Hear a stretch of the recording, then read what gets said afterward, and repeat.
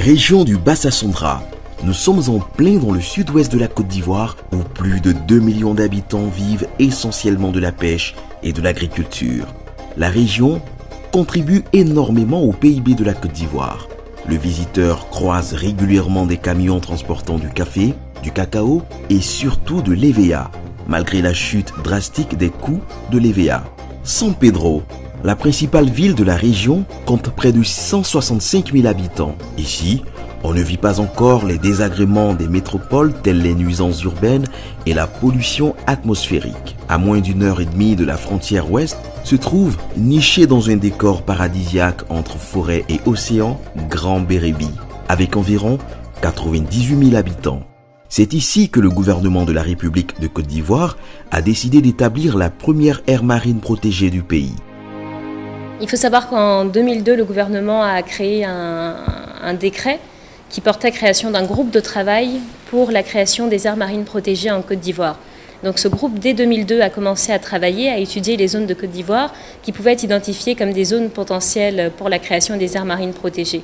Ce groupe a identifié 5 différentes zones en Côte d'Ivoire, dont notamment la zone de l'embouchure du fleuve Cavally, Sassandra, le Grand Bérébi, au niveau de Tabou, mais également au niveau des îles et Otilé à la frontière avec le Ghana. La création de cette aire marine protégée permettra d'assurer la conservation et la valorisation à long terme de la biodiversité marine et côtière dans les zones de Grand Bérébi et Cavally. Il en a confié la mission au secrétariat de la Convention d'Abidjan, dont une délégation est venue sillonner la région pour évaluer et caractériser la zone allant de Grand Bérébi à l'embouchure du fleuve Cavally.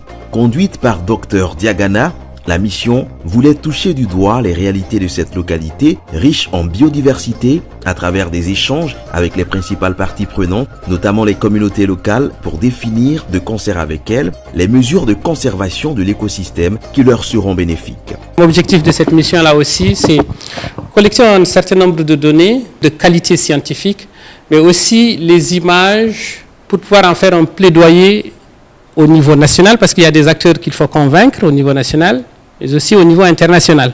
De Grand Bérébi au village de Pitiké, en passant par les villages nommés Mani, Roc, Biéron, Kablaké et bien d'autres. La voix des autorités administratives locales s'est avérée la mieux indiquée pour renseigner la délégation sur les réalités et potentialités de la zone. C'est une zone très riche en potentialité de tout genre, en tout cas au niveau de la biodiversité. Et ici, comme partout d'ailleurs, ces ressources sont en voie de disparition. Les ressources marines et surtout les tortues, les populations en raffolent. Et aujourd'hui, les tortues sont en voie de disparition. Il y a les crustacés et autres qui sont sauvagement attaqués. À chaque étape, la délégation a sacrifié au même rituel d'hospitalité transmis de génération en génération. Cola, eau, piment, vin de palme et échange de nouvelles. Ce sont 4 éléments essentiels pour l'accueil en pays Kromène. C'est un art ancestral pour traduire son hospitalité. Le dialogue est parfois difficile du fait de la complexité du sujet. Comment conserver l'écosystème sans donner aux communautés le sentiment que leurs préoccupations passent au second plan? Les gens arrivent et disent qu'il ne faut pas manger tortue. Pourquoi ne pas manger tortue? Bon, on a accepté de ne pas manger tortue. Mais vous faites quoi qui va nous plaire pour qu'on ne puisse pas manger tortue? On a beaucoup peur. Ah, on va vous donner espace. Vous allez voir le gouvernement. Maintenant, si le gouvernement dit oui, est-ce que vous n'allez pas venir nous dire quittez ici? Allez-y ailleurs. Nous, on a déjà vu le gouvernement. C'est pour nous. Si vous voulez, bon, nous, on peut vous embaucher pour travailler. Vous n'allez pas venir nous dire ça. Nos pêcheurs vont en mer. Là où ils ont accès de pêcher, c'est là que se trouve, c'est là que les bateaux passent. Déchirent les filets. Même s'ils prennent le numéro ou le quoi du bateau, c'est pas maintenant qu'il sera remboursé. C'est toute une procédure qui va... Donc quand les pêcheurs parlent d'assurance, ils n'y croient pas. Parce qu'ils payent, mais est-ce qu'il sera remboursé avec ce qui vient de se passer? À chaque fois qu'on va vers la police matin, et ça les énerve. Déjà, les bateaux viennent d'abord où ils ne devaient pas pêcher. Nous, on va faire comment? Notre souhait, c'est de nous proposer des trucs qui peuvent à la mesure nous aider. Nous vous prions vraiment de penser à nous, aux 2 villages, pour avoir une petite école pour nos enfants.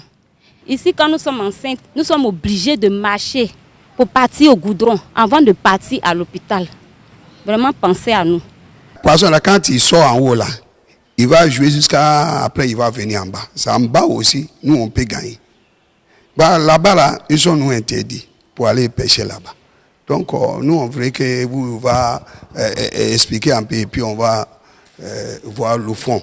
À l'évidence, le message de sensibilisation des populations à la préservation des espèces aquatiques reste pour l'instant difficilement perceptible, ce qui nécessite un changement d'approche. Au-delà de tous les efforts qui sont déployés par l'autorité que vous êtes, il y a effectivement un message qui semble-t-il a du mal encore à passer et qu'il faut peut-être ne pas se décourager, continuer à travailler, mais changer d'approche, changer le contenu des messages et surtout permettre la mise en place des mécanismes d'approche qui soient beaucoup plus différents, beaucoup plus accessibles et efficaces. Des difficultés qui ne vont pas empêcher la volonté du gouvernement de Côte d'Ivoire et celle de la Convention d'Abidjan d'aller jusqu'au bout du processus. La prochaine fois, parce qu'il y aura la prochaine fois, on va revenir. Et maintenant, ce n'est pas nous qui allons expliquer, c'est vous-même qui allez nous expliquer des choses que nous, on n'avait pas compris. On va revenir ici. On va asseoir le projet. Nous allons discuter. Et tous les détails qui seront dans le projet, nous allons les discuter ensemble. Et c'est avec vous que les choses vont se passer. Donc n'ayez pas crainte. Le soutien des autorités locales est acquis, tout comme l'engagement des communautés, rassurées par les échanges et les assurances données.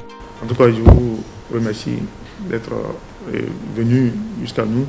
Et c'est une activité qui vraiment est importante. Donc nous sommes là, vous avez tout notre soutien et toute notre disponibilité. Après tout ce que vous venez d'expliquer, ils ont eux aussi vu l'importance de votre venue ici.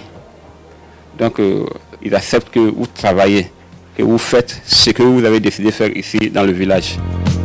La convention d'Abidjan est venue, c'est que ça va s'améliorer. En tout cas, nous sommes d'accord.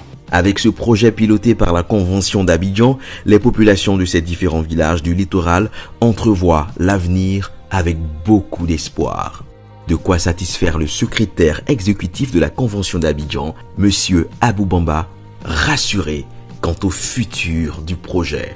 Vous êtes un peuple chanceux qui est doté de beaucoup d'atouts, soit au niveau naturel, au niveau environnemental, et puis aussi au niveau culturel, au niveau historique, avec les bâtiments coloniaux qui n'existent plus beaucoup en Côte d'Ivoire, mais qui sont encore présents chez vous.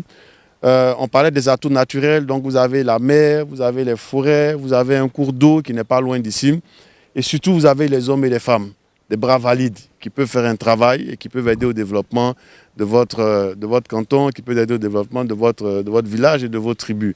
Donc, on vous exhorte, on vous appelle au travail, à l'abnégation et puis surtout à assurer le suivi des bases que nous sommes en train de poser là, à vous approprier toutes ces initiatives-là pour l'amélioration des conditions de vie de vos populations.